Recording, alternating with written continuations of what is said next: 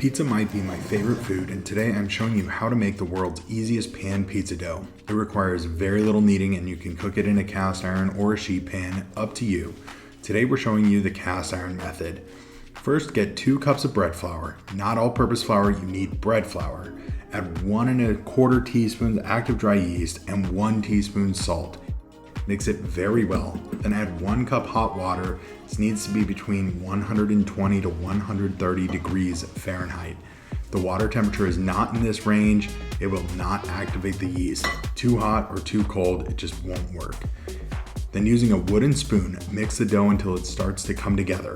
Add some flour to your hands and knead the dough for a minute. It will be sticky, so don't worry about generously flouring your hands. This is like a no-knead bread dough, where we're just hydrating the flour and letting time do the rest of the work for us. Then coat a small pan in olive oil, transfer the dough, grow a third hand that doesn't have dough stuck to it, and coat the top with more olive oil. Cover it with plastic wrap and let it rest in the fridge for 18 to 24 hours.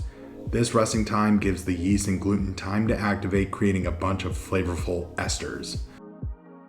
Then pull out your cast iron, but you could also use a glass pie plate or a small sheet pan. We're using a 10-inch cast iron, and coat with 2 to 3 tablespoons of olive oil. The oil helps to crisp up the bottom of the crust and prevent it from sticking. Then add the dough and start to spread it out with your hands. Cover with the same plastic wrap and let it rest another hour and a half. This gives the dough time to relax. During this time, you can make homemade pizza sauce, take a nap, learn underwater basket weaving, make a nice cocktail or 3, or freshly grate some low moisture mozzarella cheese.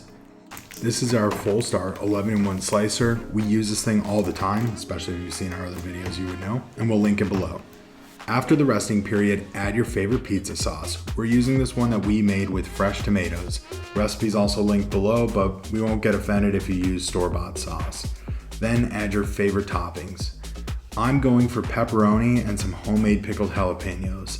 This has become my favorite combination of toppings since my college days, when a buddy who worked at a pizza place that rhymes with Ramenos brought home a pizza with these toppings while we baked other things. But let us know what your favorite topping combination is in the comments. I love finding new things to try. Then add this into the oven at 400 degrees Fahrenheit and cook for 25 to 30 minutes. Then check the crust. If it's this color like ours, turn on the stove and finish cooking the crust over an open flame. You want it to look almost slightly burnt. That's how you know it's crispy and done. Perfect. And if you really want to treat yourself, add a swirl of Frank's Red Hot on top and garlic butter on the crust, which we did not do on this pizza, but it was a phenomenal touch to do it. Transfer the pizza to a cutting board, slice it up, and have a slice. If you want a bite, let us know in the comments or ask any questions. If you like this video, please hit the thumbs up and subscribe.